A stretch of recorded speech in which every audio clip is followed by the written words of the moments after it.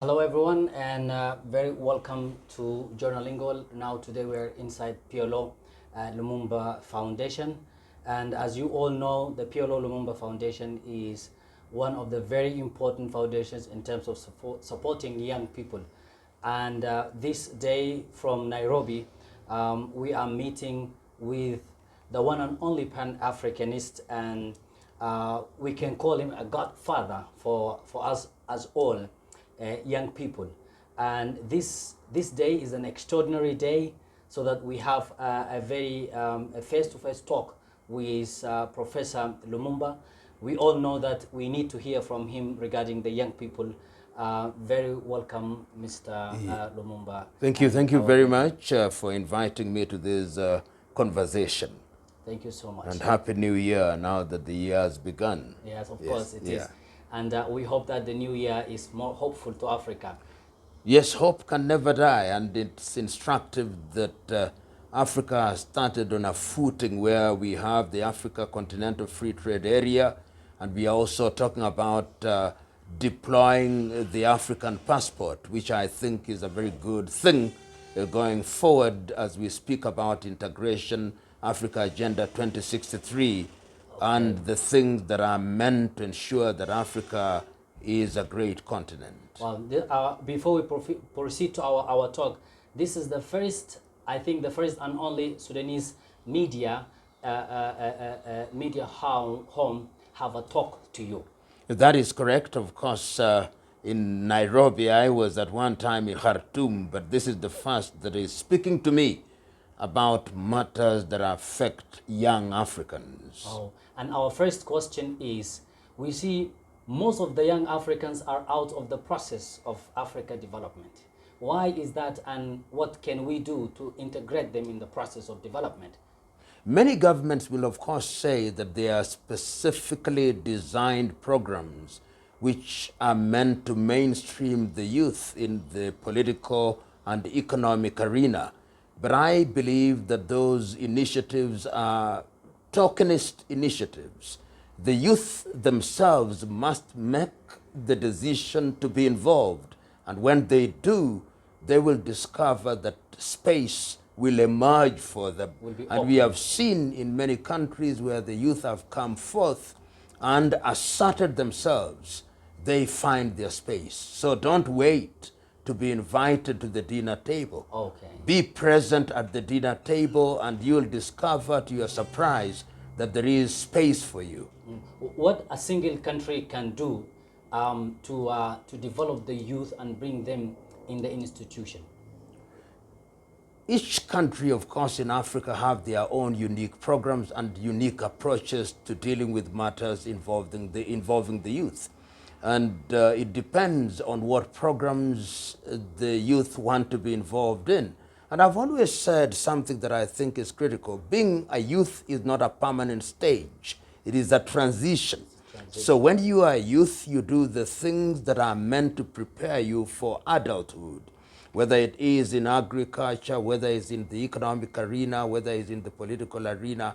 You are preparing a space that will ensure that society grows, and it does so on the basis of clearly identified programs, and you use the energy of your youth to prepare a country that you'll find solace in when you grow old. Okay. What would happen if we invest the youth innovation and talent for the international global market and the local market? The world, as they say, is a global village. And we live in a world where we are talking about the fourth industrial revolution. We are talking about the Internet of Things. We are talking about technology as the game changer. We are talking about innovation and invention.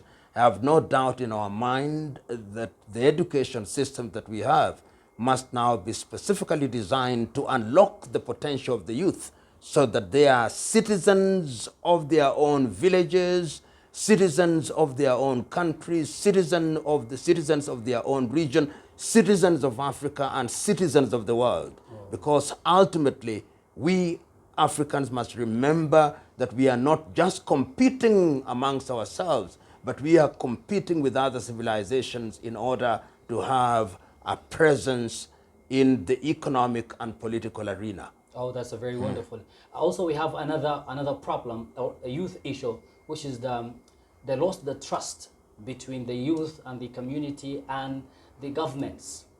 We need to create a trust, build a trust between the government and youth. Without doubt. And that requires, among other things, that governments must be very deliberate in the manner in which they engage the youth. They have got to recognize the things that the youth need in order to grow, whether it's in the education arena, whether it is in the arena of creativity or innovation, whether it is in the arts. So those efforts must be made. And I want to say that quite a number of African governments with different degrees of success have tried to initiate these programs. So where there have been weaknesses, my recommendation is that the youth must be involved. You don't simply emerge with what you consider to be a solution to the youth problems. You've got to engage the youth. The youth do know what they want, what they need, and those must be fitted within the overall program of the nation. And that is why it becomes very important to engage the youth, to ensure that programs that are created are programs that they need and are capable of participating in. The youth, most of them are seeking chances and opportunities out, while others creating it inside and making impact. You know, grass, as they say, is always greener on the other side. All right. But I've always asked the question, why is it that if you look at the world, the Chinese want to come here, the Indians want to come here, the Lebanese want to come here, the Arabs want to come here? There must be something here which attracts the entire world. So this deception that you've got to cross the Mediterranean Sea or be humiliated at the embassy of France or Italy or the United States of America or the United Kingdom or whichever Western country in order to travel to those countries to realize the dream is essentially a mirage. And in any event, if you go to such countries without proper qualifications, you engage in activities which in real sense are modern day slavery. It is our duty to ensure that we do things in this continent of Africa, and there is no shortage of things. Africa is the frontier that we need to be present in going forward. As we close, we see now the PLO Lumumba Foundation is actually making youth activities across the continent in many countries. What is the purpose and what is the foreseeing future of that role that played by PLO Lumumba regarding the youth?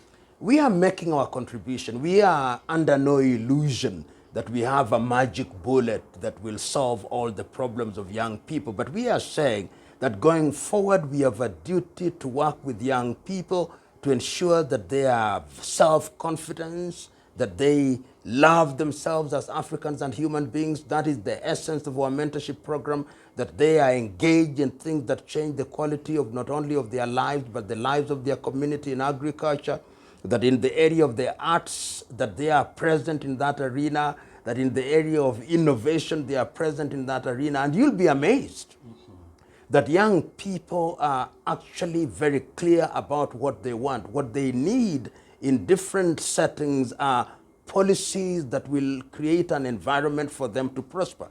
And our contribution is that we are working with these young men and women and energizing them and holding their hands and guiding them to the extent that is necessary and linking them with men and women who over the years have learned through experience, have made mistakes and have corrected those mistakes so that they are able to warn young people, this is a landmine, don't step on it, follow this other route, because I stepped on this landmine in my younger days and it delayed my journey. So don't have a journey as long as mine, shorten your journey and be better than I am. That is what we are trying to do. All right. This last one question, it will be a little bit specific. You have followed the Sudanese youth revolution over the last 2 years.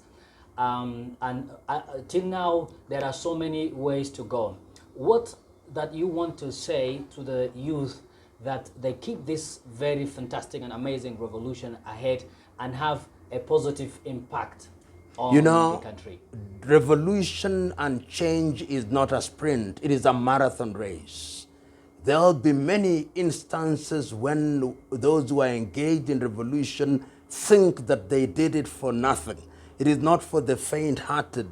It is intergenerational. And I would urge the young Sudanese to remember that they did a great thing. They removed a regime that was no respecter of human rights. There will be many problems.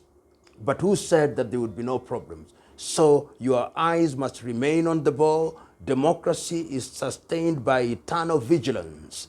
Be vigilant and ensure that you continue to work in unity, because unity is the single key that opens all doors, even when it is not easy. So keep up the fight, knowing that there are no instant coffee solutions. It is not going to be easy. You've got to work at it. Sometimes it may not even happen in your lifetime.